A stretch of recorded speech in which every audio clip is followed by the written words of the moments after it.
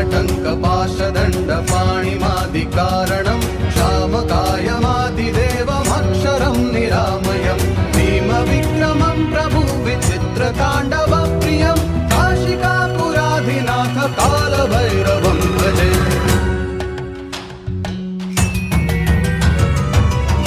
मुक्तिदायकं प्रशस्तचारुविग्रहं भक्तवत्सलं स्थितं समस्तलोकविग्रहं विनिक्वणन्मनोज्ञहेम किङ्किणीलसत्कटिं काशिकापुराधिनाथ कालभैरवं भजे।